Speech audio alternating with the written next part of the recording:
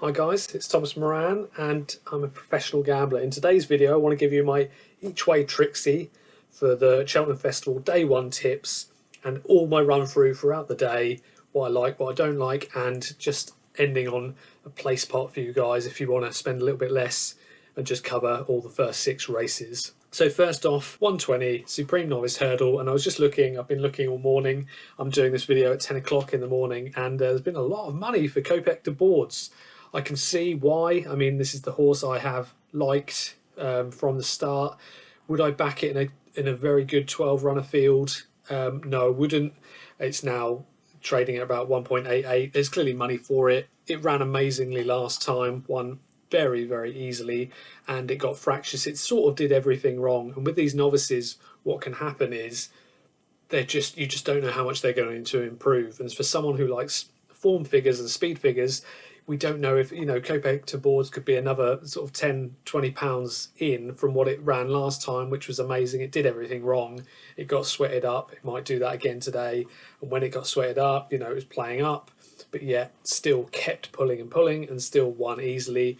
If I was to look for outsiders in this one, I would go further down the field. I would probably look at Tripoli Fire for Fergal O'Brien. It's done nothing wrong. They're all very good horses in here. It's won its last 3 and it ran its last time in a good time. But for me, I'm just going to enjoy the first race of the day and go from there. Obviously, place part, I'll explain that later. Second race, I'm not putting this my each way Trixie, but for me, I think the top 2 in the market, I think the whole market's spot on. I think Margeborough is definitely the favourite and should be. Ran really good time last time, jumped really well, can't really fault it.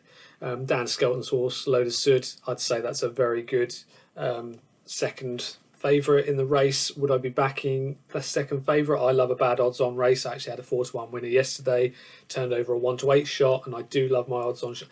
This one, it could turn into a 4 runner, and if I really fancy the favourite like I do, I'd actually rather be playing that potentially as a single, and I'm not an odds on player either, but I'm still not sure. I probably will double it up with Galopin de Champs and have a decent bet on it, but again, this is a no bet race for me, but I do really fancy Margeborough to win that. Could win it quite nicely. This one is a very tough race, but I did scour the race. I've looked through it a few times, but last night I did have a look, and the one that I thought chucked in at a very low weight looks like, because it got a bad prep with a 4-2 starts ago, I think Lucinda Russell has sort of really gone easy on this, and 1-2-7, if it looks as good as what it could be, I think last time it won. Every race seems to be done. It's all done nice and easily. She's not clearly gone for a really low handicap mark, but she's got to get it into this field. And I feel the win last time was so easy that £4 rise. I think I know it's been running in Class 3. This is a big step up, but I thought 11-1, 6 places. I think that is my start of my each way Trixie, guys. There's a lot in here and there's some big prices, but for me, 3 starts back, it ran a really fast time.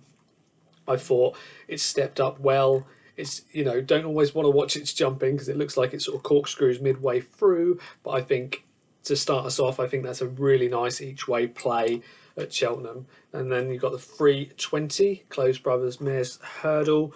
Everyone's sort of tipping up Lossiemouth for this. After the last fall, not for me.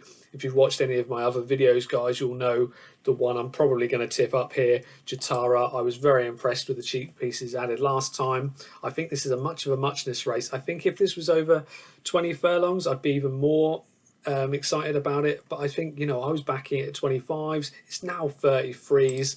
Yes, it might sort of be a horse that comes fourth. I'm probably going to have a small place bet on it comes fourth, but I'm also going to chuck it in the each way Trixie today, guys. I thought it's one of the top rated horses in this race. I think if it runs like it did last time, I know it was over 4 furlongs further, but I think we've got a bit of a chance of squeezing a place here. It's a shame for my each way bet that Lossiemouth is running, but even still I think it's got a chance of a place here, and at a big price at 33-1, guys. I'm chucking that in the each way Trixie. The 4 o'clock Constitution against Brighter Days Ahead. For me, I've been umming and ahhing about this for a long time. It looks a 2-runner race, and I'm actually, in my each way Trixie, I'm actually going to chuck in Brighter Days Ahead. I think I watched the last few races and I was very impressed. You know, Constitution Hill has had problems, and it would be an amazing fairy tale story if it comes back and does well. But I'm going for the newer horse, and I'm going for Brighter Days Ahead for the Gordon Elliott stable. It won by 30 lengths last time out, and I thought around 2-1, it's not a bad price.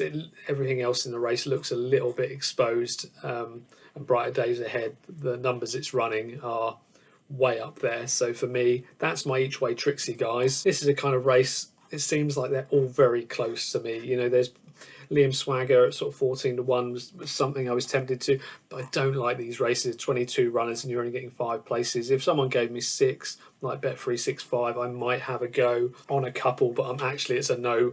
It's not a bet in the race for me. And lastly, the 520. These are the sort of races I don't normally get involved in, and today's another example. I like the 2 favourites, but I'm no way am I backing them each way in such a big field. At 9-2, 18 runners, not for me. So yeah, that's my each way Trixie for you guys. And I was working out earlier, it's £1,223 for the 11-1, 33-1. And 2-1 for Brightest Days Ahead, Jatara at 33-1. You know, if we get a double, you know, that would be amazing. And even an each way double, that'll still pay, and you can spend whatever you guys want on that. And the play spot, guys, I love playing a play spot. If you just don't know what to do for the race, if you think, oh, it's a bit overwhelming, and you just want one bet and you can follow it, I've done one here, just an example of what I will do. I haven't put it on yet, but I will do before the racing starts. Make sure you do before the first race. I've gone first race, Kopek boards. I think you've got to chuck it in any play spot, even if you didn't fancy it. William Money and Work Ahead, I think they're the 3 obvious place shots in the first race. Second race, Marshbury and Loader Sud, the first and second favourite. You know, and you'll be thinking maybe, oh, well, geez, what's the point putting all these favourites in? You know, you might not make any money. But number one, value-wise, you have to stick the favourites in. But if Marshbury falls or doesn't run well, and you've got Loader Sud, automatically a big chunk of the play spot has come in, you know, and a couple of favourites get beat, and William Money and Work Ahead sort of pull up, pull through, and Loader Sud, and you've got the 2 outside the places. The play spot that was originally 750,000, probably be a lot more than that, I can imagine. But say that you'll be now, there'll probably be 90,000 left in the pool, meaning you're probably going to get a big play spot. Third leg, Broadway Bay, the Changing Man, Short Go, and my fancy of the day in my retown.